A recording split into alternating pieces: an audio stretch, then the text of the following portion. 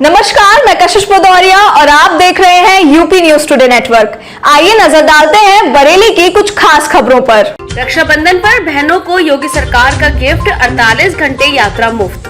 शाबाश 2022 में मेधावियों का सम्मान कल, टॉपर्स उत्साहित। बरेली में नकली कॉस्मेटिक का जखीरा पकड़ा, 4 व्यापारी गिरफ्तार। बरेली में दरोगा ने बीच सड़क पर पत्नी को दिया तलाक, रोते रहे बच्चे। आईटीबीपी ने बरेली में छेड़ा हर घर तिरंगा अभियान। बरेली की शख्सियत में आज मशहूर सूफी गायिका कविता सेठ। प्रदेश की योगी सरकार ने रक्षाबंधन पर बहनों को खास तोहफा दिया है। राखी बांधने जाने वाली बहन बेटियों को अब की बार सभी क्लास की रोडवेज बसों में 48 घंटे मुफ्त यात्रा की सुविधा दी जा रही है। राज्य परिवहन निगम को इस संबंध में सरकार की ओर से जरूरी दिशा निर्देश जारी कर दिए गए हैं। आजादी के अमृत महोत्सव के क्रम में रक्षाबंधन पर 10 अगस्त रात 12 बजे से 12 अगस्त की मध्य रात्रि तक महिलाओं के लिए निःशुल्क सेवा उपलब्ध होगी। महिलाओं को कहीं भी जाने के लिए इस दौरान टिकट लेने की जरूरत नहीं होगी और वे त्योहार पर आराम से यात्रा कर सकेंगी। दूसरी ओर यूपी के पुलिस महानिदेशक ओपी सिंह ने राज्य के सभी थानों में रक्षाबंधन मनाने के निर्देश भी जारी किए हैं। रक्षाबंधन पर पुलिस को सुरक्षा इंतजाम और कड़े रखने के निर्देश दिए गए हैं।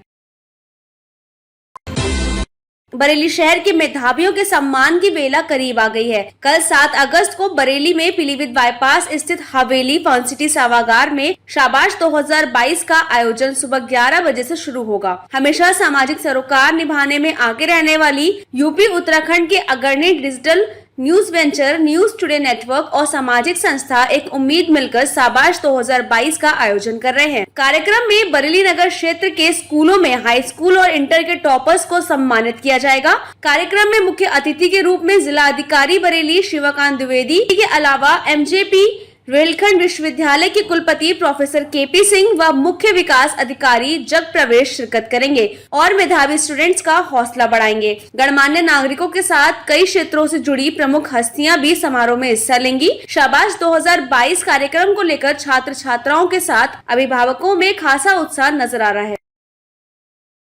शाबाश 2022 एक ऐसा आयोजन जिसे न्यूज टुडे नेटवर्क और एक उम्मीद मिलकर आयोजित कर रहे हैं उन प्रतिभाशाली बच्चों के सम्मान में जिन्होंने अपने स्कूल स्तर पर अपने माँ बाप का नाम रोशन किया है।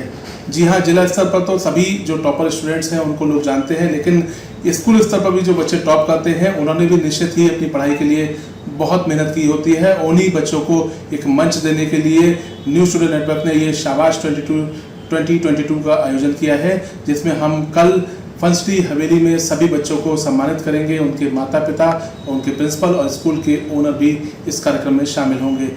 तो बरेली कल गवाह बनेगा इस शानदार आयोजन का। आप भी देखते रहिए शाबाश 2022। मुझे बहुत खुशी है कि न्यूज़ नेटवर्क सीबीएसई और के जो टॉपर बच्चे हैं जनपद के, उनको सम्मानित करने के लिए कार्यक्रम कर रहा है। ये बहुत अच्छा प्रयास है, बहुत अच्छी पहल है। इससे बच्चों में आगे बढ़ने की प्रेरणा मिलेगी। हम पूरी अपनी शुभकामना और सद्भावना देते हैं कि आपका कार्यक्रम सफल हो। बरेली पुलिस ने फेमस लैक्मी ब्रांड के नाम से नकली कॉस्मेटिक कारोबार का भांडाफोड़ किया है। लैक्मी ब्रांड मशहूर हिंदुस्तान यूनिलीवर कंपनी का है और इसके नाम से बरेली के बड़ा बाजार कुतुबखाना में कुछ दुकानों पर नकली प्रोडक्ट बेचे जा रहे थे। कंपनी की टीम ने बाजार की रेकी कर नकली कारोबार करने वालों की जानकारी जुटाई और इसकी जानकारी पुलिस को दे दी। सटीक सूचना पर कंपनी की टीम के साथ पुलिस ने दुकानों पर छापेमारी कर भारी मात्रा में नकली कॉस्मेटिक सामान बरामद किया है। पुलिस अफसरों ने बताया कि लैक्मी के नाम से नकली प्रोडक्ट बेचने के मामले में मोहम्मद जैद शमशी, शगीर अहमद, अजहर खान और साकेब शमसी के खिलाफ जालसाजी व कॉपीराइट अधिनियम के तहत रिपोर्ट दर्ज कर सभी को गिरफ्तार कर लिया गया है। हिंदुस्तान यूनिलीवर की एक टीम आई थी। टीम के द्वारा थाना कोतवाली पे सूचना दी गई कि कोतवाली थाना क्षेत्र में कुछ दुकानदार ऐसे हैं जो कॉस्मेटिक्स के डुप्लीकेट प्रोडक्ट बेच रहे हैं। उक्त सूचना पर यकीन करके थाना कोतवाली की और इनकी टीम जो है संयुक्त रूप से मौके पे गई। बड़ा बाज़ार में कुछ दुकानें थी, वहाँ पे सर्च किया गया तो वहाँ पे इनकी कंपनी के और अन्य मल्टीनेशनल कंपनी के जो प्रोडक्ट हैं वो डुप्लीकेट पाया गया और उसको भारी मात्रा में वहाँ से बरामद किया गया है और इसमें जो 4 लोग हैं उसे गिरफ्तार किया गया है और इस संबंध में थाना कोतवाली पर सुसंगत धाराओं में मुकदमा पंजीकृत कर लिया गया है और 4 लोगों को जेल भेजा जा रहा है।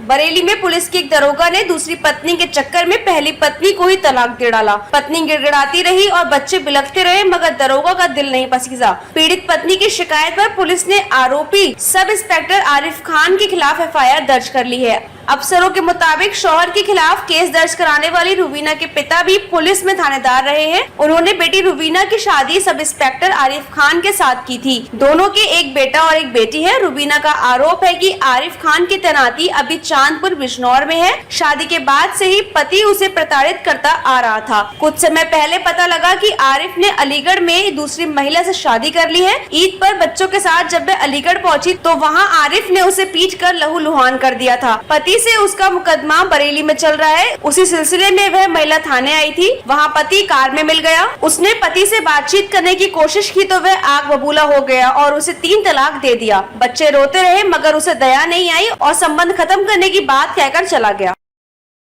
थाना कोतवाली पर एक वादी के द्वारा तहरीर दिया गया। तहरीर में उनके द्वारा बताया गया कि उनके पति के साथ उनका विवाद पूर्व से चल रहा था, जिस संबंध में महिला थाना पे एक मुकदमा पंजीकृत था। उसी सिलसिले में वो विवेचक से मिलने कल आई हुई थी। चौकी चौराहा पे उस महिला के द्वारा बताया गया कि उनके पति ने उन्हें 3 बार तलाक करके तलाक दे दिया। इस संबंध में थाना कोतवाली पे 498, 504 और 3/4 मुस्लिम महिला विवाह पर अधिकारों की सुरक्षा अधिनियम के तहत मुकदमा पंजीकृत कर लिया गया है। विवेचना प्रचलित है। जो भी तथ्य प्रकाश में आएंगे उसके आधार पर इसमें अग्रिम विधि कार्रवाई सुनिश्चित कराई जाएगी। मामला ये है कि मेरा हस्बैंड है, मेरी शादी को 15 साल हो गए। अभी मैं एसएसपी ऑफिस भी गई थी, वहाँ भी मिली थी। उसका हमेशा चक्कर रहता है, किसी न किसी से मैं छुड़ाते परेशान हो गई। समझिए 5-6 महिलाओं से मैं छुड़ा चुकी हूँ। अब उसने आके अलीगढ़ में शादी कर ली है और वो हमेशा ये धमकी दे रहा है, तुझे तो मैं छोड़ दूँगा, मुझे तो और मिल जाएगी। और मैं ना तो बच्चों का खर्चा देता है, ना हमें कुछ समझ रहा है। 2 साल हो गए, 1 साल तो हमें शादी का पता ही नहीं चला था उसकी। 1 साल के बाद तो पता चला है हमें। अब हमने उसका विरोध किया तो कह रहा है मैं तुझे नहीं रखूँगा, तुझे छोड़ दूँगा मैं। तो अभी एक मुकदमा चला है, हम वहाँ वो आया हुआ था, मुझे पता चला कि आया हुआ है। तो मैं शायद ही बच्चों को देख के इसे तरस आ जाए। मैं गई बच्चों को लेके, तो वहाँ बच्चे भी रोने लगे, मैं भी रोई, लेकिन उसका कोई दिल नहीं पसीजा। वो कह रहा है तुम्हारे साथ सही हो रहा है, तो इसी लायक है और मुकदमे कर, मैं तुझे नहीं रखूँगा, और तलाक देने की धमकी दे रहा है। फिर उन्होंने तलाक ही दे दी आखिर में। तो मैं पापा को बुलाया, अपने पापा भी आए मेरे, और भी लोग थे वहाँ पे, लेकिन वो किसी तरीके से नहीं माना है। तो आज क्या हुआ? आज उसने तलाक दिए। चौकी चौराहे पे मैं गई थी, जब उसकी गाड़ी मैंने देखी कि खड़ी हुई है, वो आया हुआ है, तो मैंने बच्चों को बुला लिया। तो वहाँ पे हमने बहुत समझाया, पापा ने भी समझाया, लेकिन वो किसी तरीके से तैयार नहीं है। भारत तिब्बत सीमा पुलिस अमृत महोत्सव के बीच स्वतंत्रता दिवस को लेकर खास तैयारियां कर रही है। बरेली स्थित बुखारा कैंप में आईटीबीपी प्रशासन ने अभी से हर घर तिरंगा अभियान शुरू कर दिया है। आईटीबीपी अफसरों ने इलाके के ग्राम प्रधानों के साथ बैठक कर धूमधाम से स्वतंत्रता दिवस मनाने की तैयारी की है और बड़ी संख्या में लोगों को तिरंगा उपलब्ध कराया है। आईटीबीपी प्रशासन के साथ मिलकर इलाके के जनप्रतिनिधि गाँव-गाँव घर-घर तिरंगा अभियान के लिए माहौल बना रहे हैं। लोगों से अपील की जा रही है कि स्वतंत्रता दिवस पर हर घर में तिरंगा फहरता दिखे। यहाँ बता दें कि प्रधानमंत्री नरेंद्र मोदी और यूपी के मुख्यमंत्री योगी आदित्यनाथ ने अब की बार घर घर तिरंगा फहराने की खास अपील की है। सरकार के स्तर से लोगों को अपने डिजिटल प्लेटफॉर्म की डीपी पर तिरंगा लगाने को भी कहा गया है। ये जो कार्यक्रम था, ये जो आज़ादी का अमृत महोत्सव जो 75वीं वर्षगांठ में मनाया जा रहा है, उसी क्रम में जैसे हर घर तिरंगा वाला उसके संदर्भ में आयोजित किया गया था। और इसमें हमने जो हमारे यहाँ पे नज़दीक में जो ग्राम प्रधान थे, इसमें बारी नंगला और ये बुखारा, इन सबको इसमें आमंत्रित किया था और उन्होंने जो है राष्ट्रीय ध्वज हमने उनको वितरित किए ताकि ये सभी घरों पे लोग जो है झंडा फहरा सकें। और क्या संदेश देना चाहेंगे? संदेश ये है कि फौज का तो एक ही वो मोटो है, नाम नमक और निशान, उसी के लिए शौर्य, दृढ़ता और कर्मनिष्ठा, ये हमारा आईटीबीपी। जी जी, थैंक यू। ये आप कहाँ के ग्राम प्रधान हैं?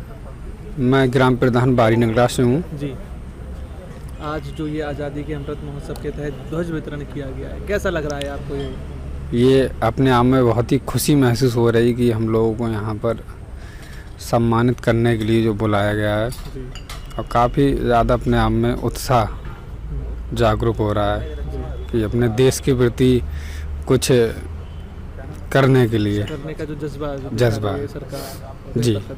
तो कितने आपको ध्वज इस समय प्रदान किए गए हैं, जो जिम्मेदारी है कि आप अपने जो है ग्राम सभा में लगवाएंगे? लगभग करीब 50 हमें ध्वज इस टाइम पे वितरण करे हैं, मिले हैं। और अभी करीब 350 और मिलने के लिए हमसे बोला है।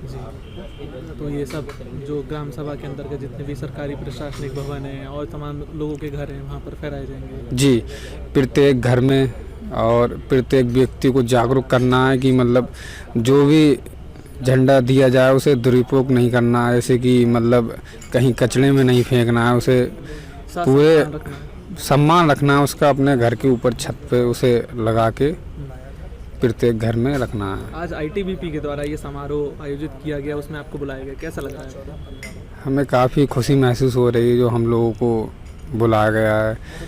यहाँ पर करीब गिने चुने ही ग्राम प्रधान आए हैं। हम तो ये मानते हैं कि हमारा ये खुश नसीब है जो यहाँ हमें मौका मिला आने का। Thank you. बरेली की शख्सियत में आज हम आपको बता रहे हैं मशहूर सूफी गायिका कविता सेठ के बारे में, जिनकी जादुई आवाज के करोड़ों दीवाने हैं। कविता का जन्म 14 सितंबर 1970 को सिविल लाइंस बरेली में हुआ था। पढ़ाई के दौरान ही वह खानकाहे नियाजिया के संगीत समारोह में अपना हुनर दिखाने लगी थी। उन्होंने कुछ समय दिल्ली में ऑल इंडिया रेडियो और दूरदर्शन पर भी प्रस्तुति दी थी। ग्वालियर एवं दिल्ली घराने से संगीत शिक्षा लेने वाली कविता सेठ आगे चलकर पब्लिक शोज और म्यूजिकल कॉन्सर्ट में धूम मचाने लगी। कविता मुख्यतः सूफी गाने गाती है, मगर गीत, गजल और लोकगीतों में भी इनको महारत हासिल है।